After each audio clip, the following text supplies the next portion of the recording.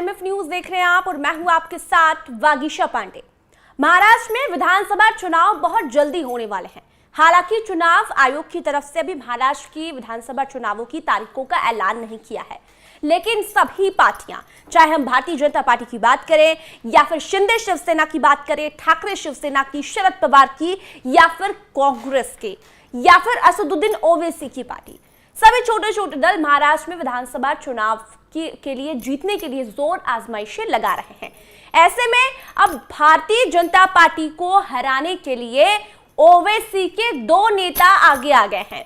दो नेता में इम्तियाज जलील, जो कि ओवैसी के नेता है, महाराष्ट्र में पहले चुनाव जीते थे लेकिन अब नहीं है वो। हालांकि अभी महाराष्ट्र में ओवैसी की तरफ से वो ओवैसी की पार्टी का नेतृत्व कर रहे हैं। वारिस पठान भी पहले, आपको बता दें कि पहले चुनाव जीत चुके हैं, लेकिन अभी भी वो ओवैसी की तरफ से लगातार महाराष्ट्र में नेतृत्व कर रहे हैं। लेकिन अब वारिस पठान कह रहे हैं कि हम भारतीय जनता पार्टी को हराने के लिए कुछ भी कर सकते हैं। यह ऐलान किया है वारिस पठान ने और इम्तियाज जलील ने। अभी तक ओवैसी की तरफ से कोई ऑफिशियल बयान सामने नहीं आया है कि हम भारतीय जनता पार्टी को हराने के लिए कुछ भी करेंगे।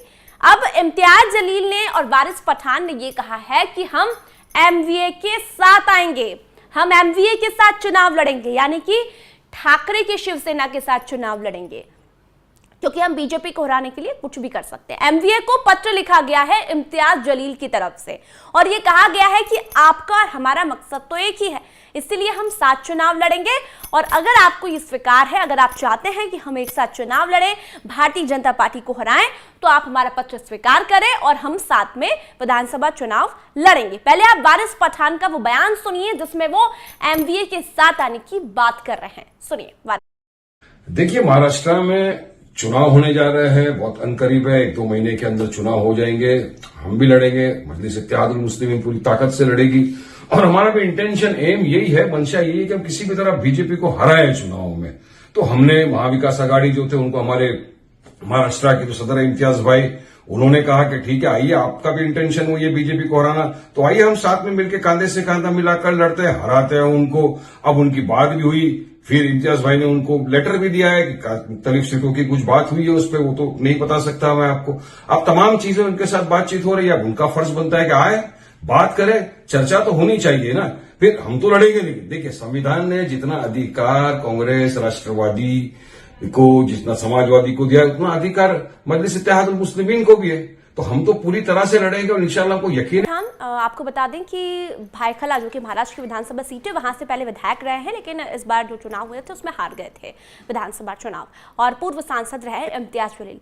दोनों अब बता दें कि बिना बताए ओवैसी को ये ऐलान कर रहे हैं कि हम एमवीए के साथ चुनाव लड़ेंगे। ओवैसी ने अभी तक कोई बयान नहीं दिया इसको लेकर कि हम एमवीए के साथ जाना चाहते हैं, बीजेपी को हराने के लिए हम कुछ भी करेंगे। लेकिन अब ओवैसी को पार कर इम्तियाज जलील और वारिस पठान एमवीए के साथ जाना चाहते हैं।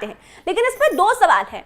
ये वही वारिस पठान है, ये वही ओवैसी के नेता है जो कुछ समय पहले कह रहे थे कि अरे ठाकरे साहब, वक्फ बिल की बात आई तो उनके जो सांसद है वो संसद से बाहर चले गए चाय पीने के लिए। जब वक्फ बोर्ड बिल की बात आती है तब मुसलमानों का समर्थन नहीं करते, मैड मैड मैड कहते हैं और कहते हैं कि हम कट्टर हिंदुत्ववादी हैं। चुनाव के समय तो आपको मुसलमान याद आ जाते हैं, चुनाव के समय तो आपको मुसलमान भर भर कर वोट देते हैं। लेकिन आप जब वक्फ बोर्ड बिल की बात आई तो ठाकरे साहब और उनके सांसद संसद से बाहर चले गए। ठाकरे के जो सांसद थे वो ये वही वारिस पठान है जिन्होंने कुछ समय पहले कहा था दो बातें कर रहे हैं। अब चुनाव आए हैं तो उद्धव ठाकरे के साथ जाने की बात कर रहे हैं, और एक तरफ ये कहते हैं कि उद्धव ठाकरे वक्फ बोर्ड बिल के समय चुप क्यों थे।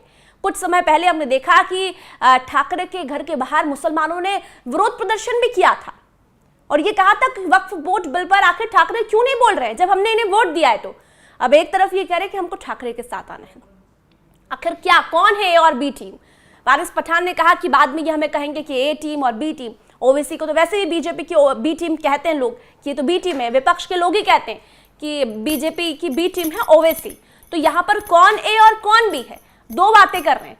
क्या ठाकरे एक्सेप्ट करेंगे वारिस पठान और इम्तियाज जलील का ये पत्र? क्या ठाकरे इम्तियाज जलील और वारिस पठान के साथ, ओवैसी के साथ क्या चुनाव लड़ेंगे? क्योंकि एक तरफ बाला साहेब ठाकरे के पुत्र हैं, कट्टर हिंदुत्ववादी की बात करते हैं, बाला साहेब ठाकरे की जान चली गई। सिर्फ हिंदुत्व हिंदुत्व हिंदुत्व का नारा उनके सर पर था और उसके बाद उद्धव ठाकरे दो रास्तों पर चल रहे हैं। क्या उद्धव ठाकरे अगर वारिस पठान के साथ, ओवैसी के साथ आते हैं तो कहीं न कहीं हिंदू वोट जो है वो उनसे बिखर सकते हैं क्या? ये तो देखने वाली बात होगी, क्योंकि ये बड़ा दाव ओवैसी के नेताओं ने एमवीए के साथ खेला है। हो सकता है उद्धव ठाकरे मना करते, क्योंकि अगर ओवैसी के नेता एमवीए के साथ आ गए तो निश्चित तौर पर वोट तो बटेंगे। जो लोग ओवैसी को वोट देते हैं, जो लोग उद्धव ठाकरे को वोट देते हैं, तो अब जो मुसलमान हैं वक्फ बोर्ड बिल के बाद हो सकता है कि ओवैसी के नेताओं को वोट दे, क्योंकि अभी ये कहा जा रहा है, ओवैसी ने कुछ समय पहले ऐलान किया है कि 5 कैंडिडेट के ऐलान किए कि हम महाराष्ट्र में एकदम ये कह सकते हैं कि मजबूती से चुनाव लड़ेंगे। तो उसमें हो सकता है कि वारिस पठान भी हो, इम्तियाज जलील भी हो।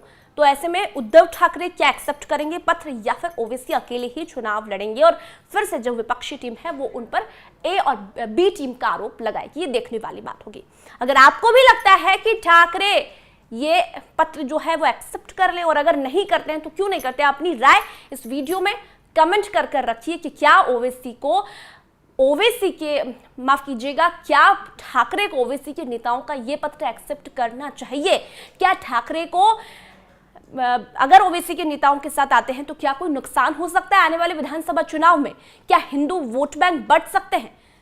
जरूर रखिए इस वीडियो में कमेंट कर। इस वीडियो को ज्यादा से ज्यादा शेयर कीजिए, लाइक कीजिए और एनएमएफ न्यूज को सब्सक्राइब कीजिए। धन्यवाद।